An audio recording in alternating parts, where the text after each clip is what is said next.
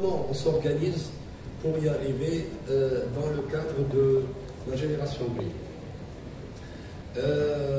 Je suis très ravi de voir l'effectif. 450. Moi, quand j'ai mes souvenirs, c'était autour d'une quinzaine, même pas, autour de quand on a commencé le centre des études doctorales. Et avoir 450 aujourd'hui dans différentes disciplines, dans les 3 établissements, évidemment, il n'y a pas que ce chiffre qui est très important, mais ce chiffre est un indicateur de tout le réseau qu'il y a derrière. Parce que dans ce chiffre, s'il y a 3 encadrants, il y a au moins 2 encadrants qui sont de l'extérieur, et donc c'est multiplié par au moins 3 cet effectif en termes donc, de réseau, d'enseignants et puis des établissements qui sont impliqués. Et ça, c'était extrêmement important. Et donc, vous voyez que la richesse et la force que peut avoir une thèse, c'est plusieurs mobilisent les efforts et la réflexion de plusieurs intervenants, plusieurs scientifiques, plusieurs professeurs, mais plusieurs institutions aussi. Ça, c'est extrêmement important. Et donc, je vous encourage vraiment à aller de l'avant. Nous essayons d'aider pour trouver des mécanismes de bourse de recherche, et il faut les instituer. Il y a déjà des voies sur lesquelles ont travaillé les directeurs ou le consortium, mais il faut aller faire vite. Je voulais un volet que vous connaissez tous, c'est dont souffrent les écoles de formation supérieure, agricole, c'est la relève. La relève, et le problème de la relève est très simple. On en parlait, monsieur le secrétaire perpétuel me disait, il m'a raconté un peu, il parlait de l'époque où il avait commencé sa vie de chercheur doctorant scientifique, et il me disait qu'il y avait des assistants qui venaient de l'IAD, etc. Donc ce système de formation, parce que c'était un système vraiment de formation de l'enseignant-chercheur, on a perdu. Aujourd'hui, il n'y a pas de formation. L'enseignant-chercheur, vous recrutez quelqu'un qui sort et puis il vient et il enseigne. C'est bien. Et vous savez, on peut être un excellent chercheur, mais pas un bon professeur. Et vice-versa.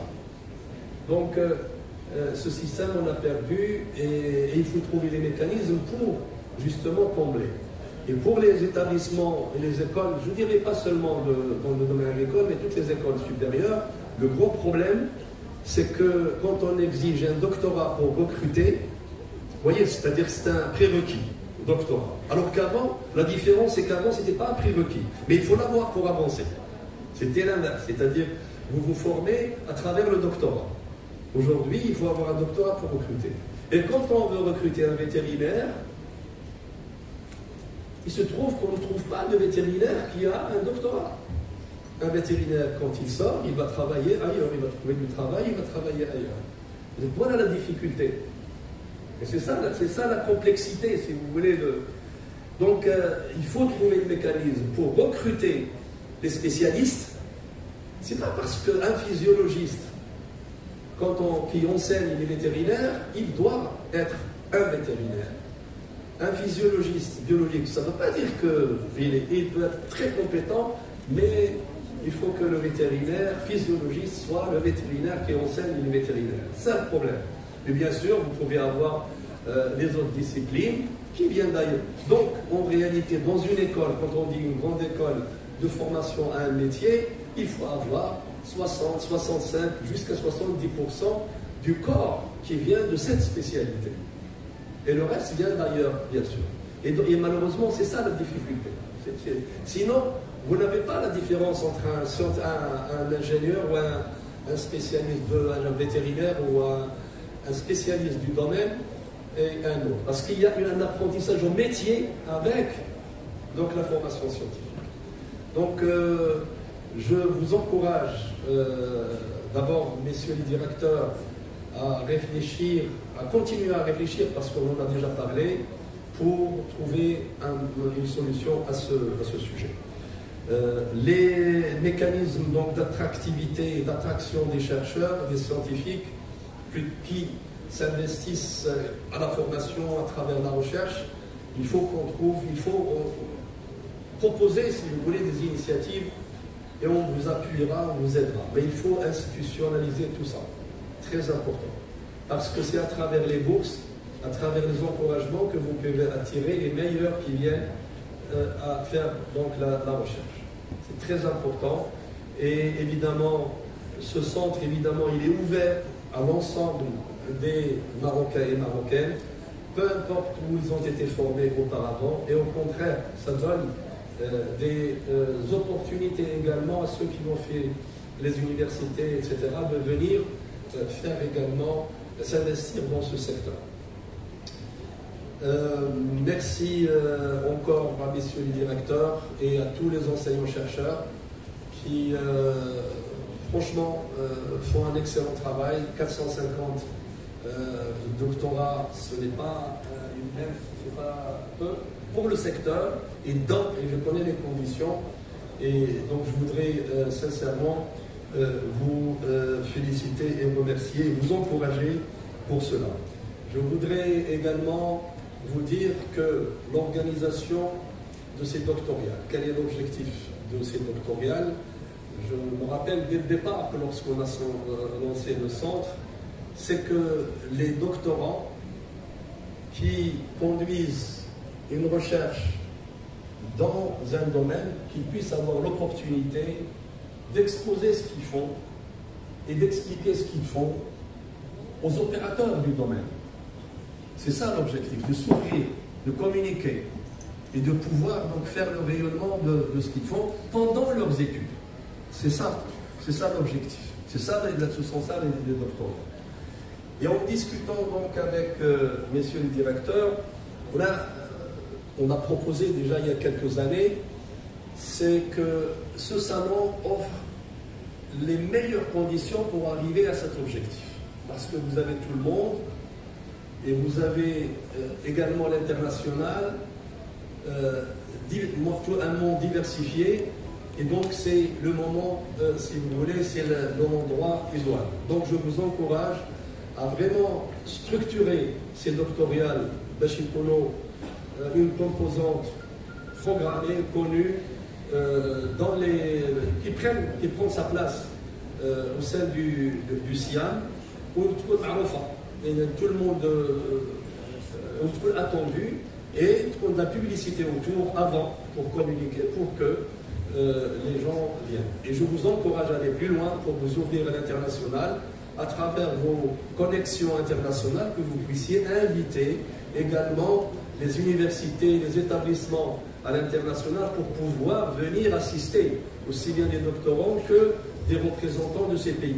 On a eu 28 ou 29 ministres ces derniers jours, et ça aurait été une excellente chose d'avoir aussi les représentants de la science et de la recherche pendant vos travaux. Donc voilà, si vous voulez juste des idées pour faire évoluer, d'abord les institutionnaliser, les instituer plutôt dans le cadre du SIAM comme structure, et deuxièmement de vous ouvrir et de donner l'opportunité aux doctorantes et doctorants également d'en faire, de le valoriser et d'en faire un rendez-vous annuel important pour qu'ils structurent un peu leur agenda de travail et de recherche, et que vous puissiez après valoriser aussi ça, parce que si vous voulez lui donner de l'importance à cet événement de doctoral, il faut que vous puissiez comptabiliser les efforts des doctorants dans ces doctorales, en comptabilisant comme soit une grande conférence, soit une publication, etc. Ça, vous savez faire, et je voudrais juste dire qu'il faut trouver le moyen d'encourager et de dire aux doctorants que tout ce qu'on a dit, tout ce que j'ai dit tout à l'heure, il s'adresse à eux parce que c'est eux qui vont prendre les relèves dans le futur. Je voudrais remercier les organisateurs de cette journée, les membres du consortium, si Cheikh Aoui, le directeur du pôle, mais l'ensemble des établissements qui sont actifs et qui sont membres de ce consortium. l'ensemble des universités également qui ont leurs étudiants, qui ont formé des étudiants qui sont parmi ces doctorants. Et puis je salue la présence de Yassine Zamoul avec nous, président de l'Université d'Oujda. Je vous souhaite une agréable journée et merci de votre attention.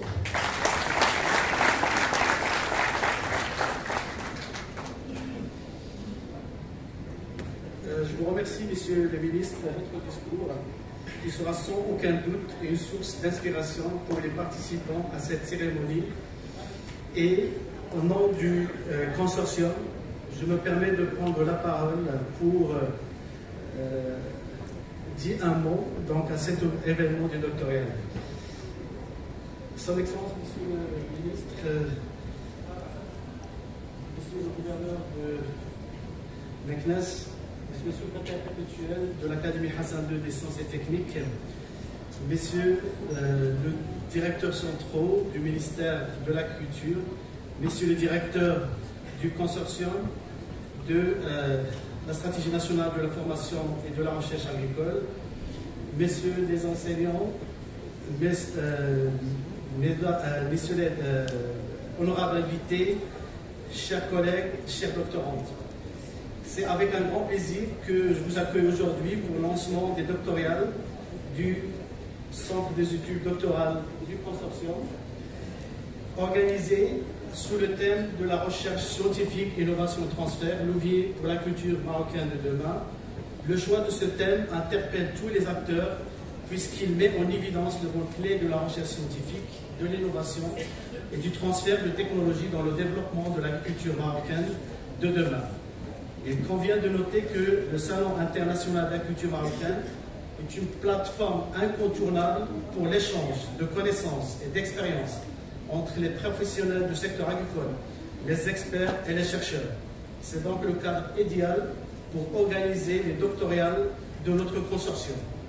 Nous avons l'immense privilège d'accueillir parmi nous son Excellence le Ministre, dont la présence témoigne de l'importance accordée à la recherche scientifique pour le développement de notre agriculture et la promotion de la souveraineté alimentaire au Maroc. Je tiens également à saluer la présence des chercheurs, enseignants-chercheurs et de doctorants venus des 4 coins du pays pour participer à cet événement. Leur présence confirme l'intérêt de la recherche scientifique dans le développement de notre agriculture. Cette manifestation d'aujourd'hui se veut un espace d'échange entre scientifiques, décideurs et partenaires du développement sur une problématique d'intérêt majeur au Maroc en particulier pour mieux s'adapter au changement climatique et assurer notre souveraineté alimentaire. Je voudrais également souligner la parfaite collaboration tout au long du processus de préparation de cette manifestation entre les responsables du ministère de l'Agriculture, à commencer par son Excellence, Monsieur le Ministre, ainsi que le directeur des institutions membres du consortium et le directeur de la direction de l'enseignement, la DEF.